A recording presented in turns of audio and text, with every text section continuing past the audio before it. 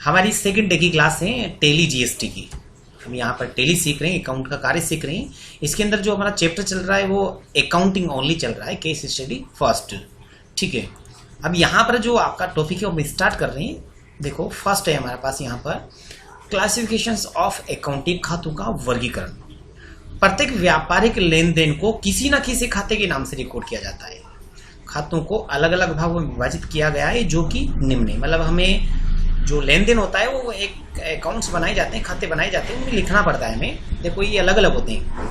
कौन कौन से होते हैं? एक तो पर्सनल अकाउंट होता है, एक रियल अकाउंट होता है, एक नॉमिनल अकाउंट होता है। 3 अकाउंट ध्यान रखना है आपको, पर्सनल अकाउंट, रियल अकाउंट और नॉमिनल अकाउंट। सबसे पहले अपन पर्सनल अकाउंट में चलते हैं।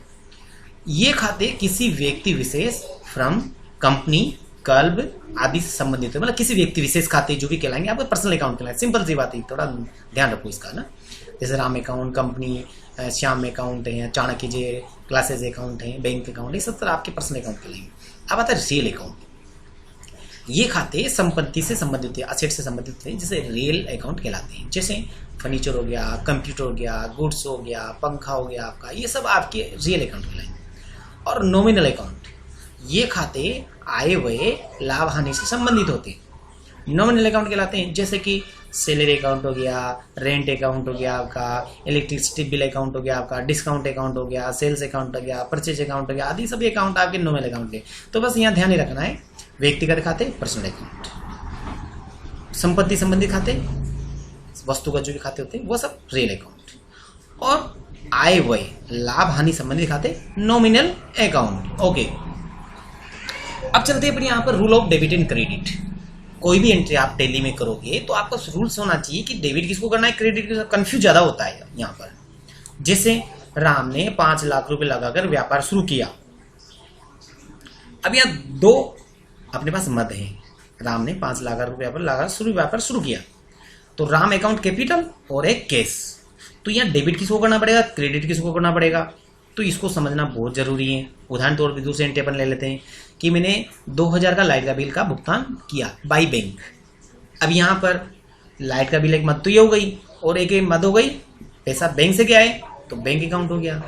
तो यहाँ बैंक को मैं डेबिट करूँ या क्रेडिट करूँ, तो ये कंफ्यूज दूर करने के लिए अपन को रूल्स को समझना है। चलो सबसे पहले रूल्स देखते हैं अपन यहाँ पर।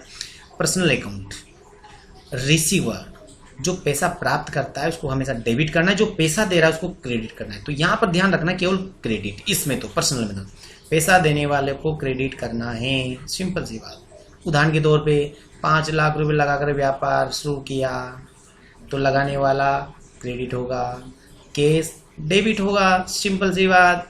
राम से 5000 रुपये प्राप्त हुए, राम अकाउंट क्रेडिट होगा, कैश अकाउंट डेबिट होगा।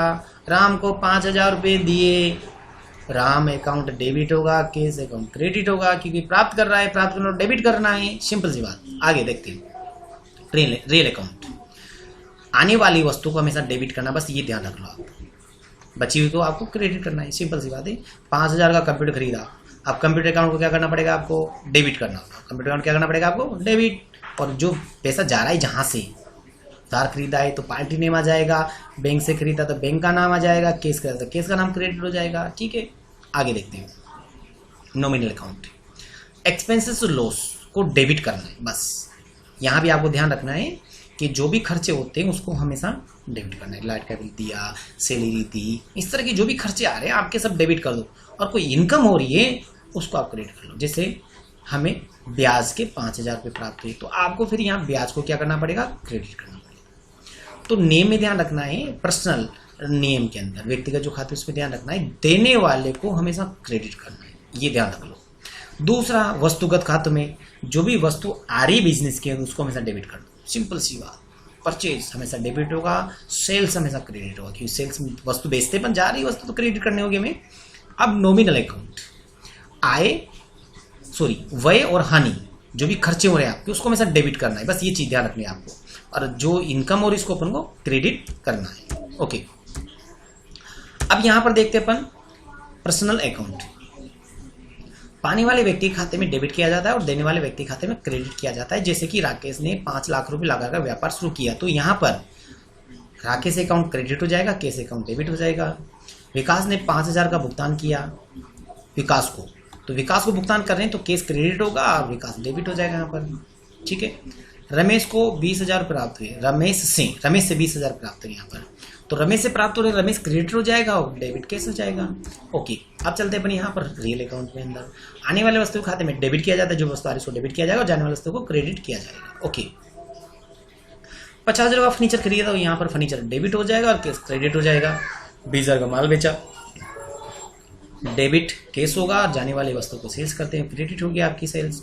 भाटिया को उधार माल बेचा तो यहाँ पर भाटिया डेबिट हो जाएगा और क्रेडिट सेल्स हो जाएगा, उधार माल भेज रहे हैं अपन यहाँ पर। ठीक है, अब चलते हैं अपन यहाँ पर आगे नॉमिनल अकाउंट के अंदर। समस्त हानि व्यय संबंधी खातों को डेबिट किया जाता है और आय लाभ संबंधी खातों को क्रेडिट किया जाता है। जैसे कि ऑफिस का रेंट दिया 5,000 रुपये, तो यहाँ रेंट को क्या करना पड़ेगा, वो डेबिट, और पैसा केस जा रहा तो केस कर दो, बैंक जा रहा तो यहाँ बैंक आ जाता।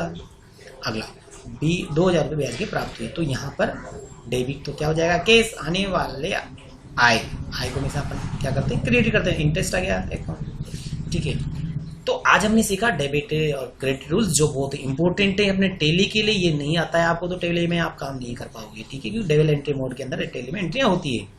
तो थैंक यू फॉर वॉच, अगली क्लास में फिर मुलाकात होगी, तब तक के लिए नमस्कार, थैंक यू।